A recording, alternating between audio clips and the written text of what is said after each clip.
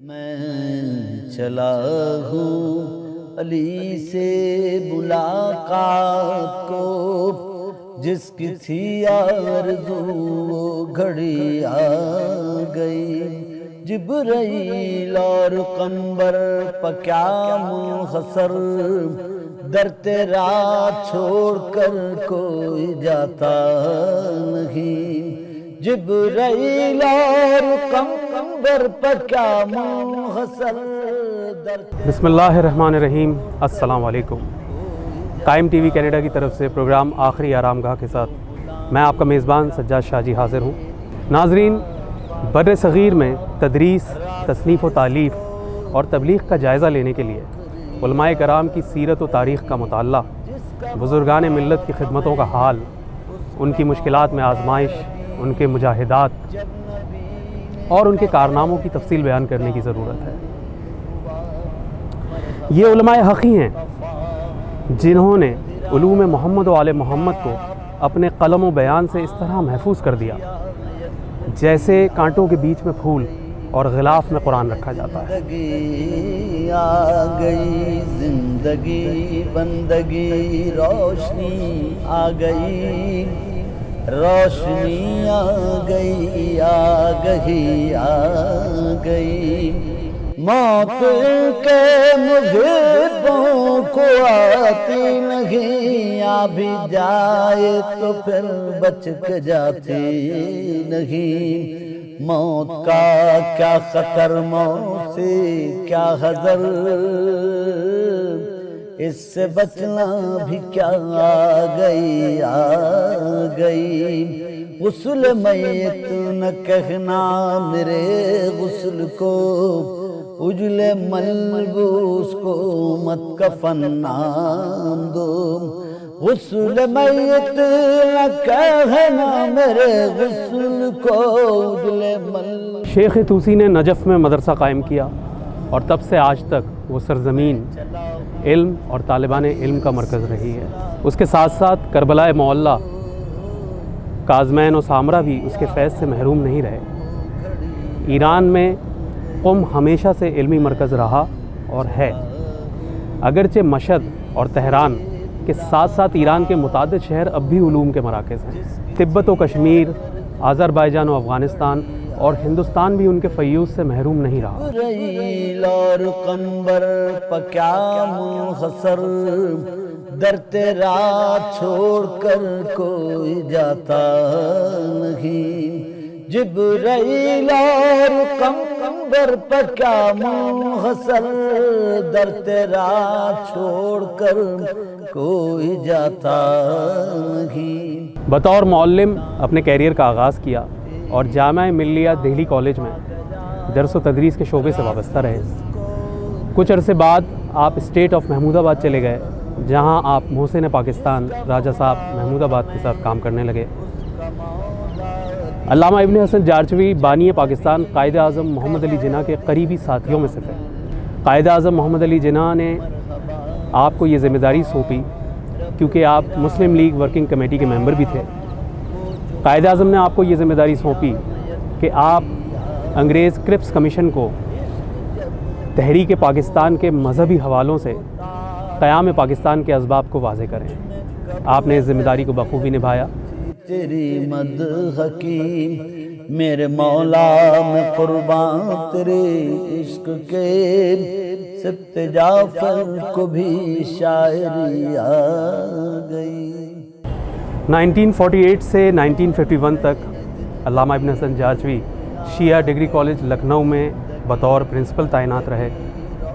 پاکستان منتقل ہونے کے بعد یہ بھی آپ کا ایک بہت بڑا دینی اور سماجی کارنامہ اور خدمت ہے کہ آپ نے جامعہ کراچی یونیورسٹی میں شیعہ تھیولوجی، شیعہ دینیات کی کلاسز شروع کروائیں۔ شیعہ سنی ہر مکتبہ فکر کے لوگ علامہ صاحب سے بہت محبت کرتے تھے اور آپ کا بہت عزت و احترام کرتے تھے۔ قیام پاکستان کے بعد آپ نے جہانگیر پارک، آرام باغ کراچی میں مجالس رضا پڑھنی شروع کی، جو کہ بعد میں تنگی جگہ کے باعث منتقل کر دی گئیں پٹیل پارک، جو اب نشتر پارک کہلاتا ہے۔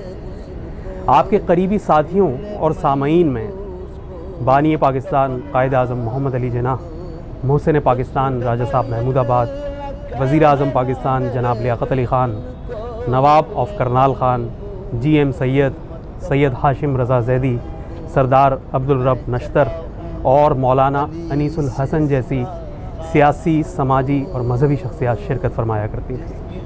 آرزو گھڑی آ گئی، میں چلا ہوں علی سے ملاقات کو، جس کی تھی آرزو گھڑی آ گئی، جبرائیل اور قمبر علامہ ابن حسن جاچوی صاحب ایک بلند پایہ خطیب، ایک جید عالم دین اور ایک بہترین اسلامک اسکالر بھی تھے۔ اس کے ساتھ ساتھ آپ ایک بہترین ادیب بھی تھے۔ آپ نے کئی کتب تصنیف و تالیف کریں۔ فلسفہ آل محمد آپ کی ایک بہت مقبول کتاب ہے۔ آپ نے اس امام بارگاہ IRC اسلامک ریسرچ سینٹر کی بنیاد رکھی، مگر زندگی نے آپ کا ساتھ نہ دیا اور آپ اس کی تعمیر مکمل ہونے سے پہلے 16 جولائی 1973 کو انتقال کر گئے۔ ناظرین، 1973 پاکستان کے ملت تشیع اور عالم اسلام کے لیے وہ سال تھا جب ہم دو جید علماء کرام سے محروم ہوئے۔ 16 جولائی 1973 کو علامہ ابن حسن جاچوی صاحب انتقال کر گئے اور 18 دسمبر 1973 کو علامہ رشید ترابی صاحب ہم سے جدا ہو گئے۔ کہ محبوں کو آتی نہیں، آ بھی جائے تو پھر بچ کے جاتی نہیں، موت کا کیا خطر۔ امام بارگاہ IRC اسلامک ریسرچ سینٹر میں ایک لائبریری کا بھی اہتمام کیا گیا، جس کا نام رکھا گیا شیخ مفید لائبریری۔ میرے عقب میں یہ لائبریری واقع ہے۔ یہ لائبریری کا نام ایک جید ترین عالم دین شیخ مفید کے نام پہ رکھا گیا۔ شیخ مفید، جن کا پورا نام ابو عبداللہ محمد بن نعمان بغدادی تھا، آپ بغداد عراق کے رہنے والے تھے۔ 336 ہجری میں آپ کی ولادت ہوئی اور 413 ہجری میں آپ کی وفات ہوئی۔ آپ علم و فقہ، انصاف و عدالت میں اس قدر مسلم تھے کہ ہر مسلک کے لوگ آپ کی تعظیم و تحریم فرمایا کرتے تھے۔ آپ کے شاگرد مرتضیٰ علم الہدیٰ نے آپ کی نماز جنازہ میدان اسنان بغداد میں ادا فرمائی۔ آپ کا مزار روضہ کاظمین میں ہے۔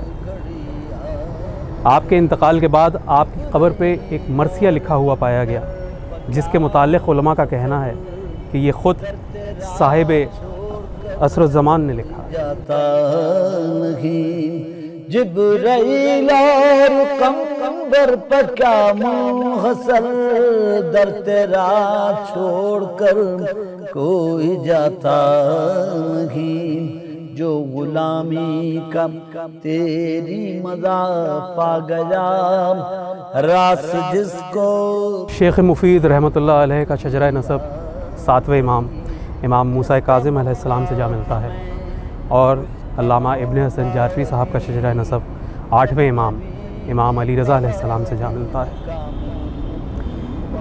جبین وقت پہ لکھی ہوئی سچائیاں روشن رہیں، تا ابد روشن رہیں گی۔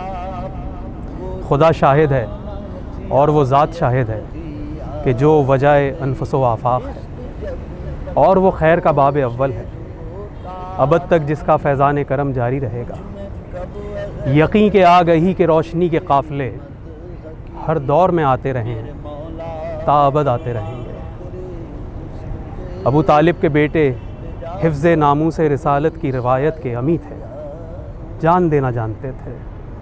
وہ مسلم ہوں کہ عباس ہوں، اون و محمد ہوں، علی اکبر ہوں، قاسم ہوں، علی اصغر ہوں، حق پہچانتے تھے، لشکر باطل کو کب گردانتے تھے۔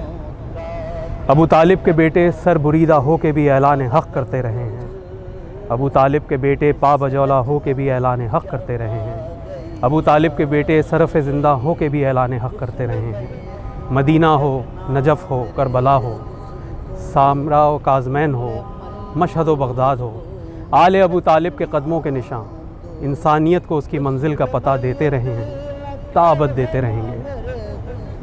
ابو طالب کے بیٹوں اور غلامان علی ابن ابی طالب میں ایک نسبت رہی ہے، محبت کی یہ نسبت ہمیشہ قائم رہے گی، تا ابد قائم رہے گی۔ قائم ٹی وی سے اپنے میزبان سجاد شاہ جی کو پروگرام آخری آرامگاہ سے اجازت دیجیے۔ اپنا اور اپنے گرد و نواز سب کا خیال رکھیے گا۔ خدا حافظ۔ میں چلا ہوں علی سے ملاقات کو، جس کی تھی آرزو وہ گھڑی آ گئی۔ جبرائیل اور قمبر پہ کیا منحصر، در تیرا چھوڑ کر کوئی جاتا نہیں۔ جبرائیل اور قمبر پہ کیا منحصر، در تیرا چھوڑ کر کوئی جاتا نہیں۔ جو غلامی کا تیری مدد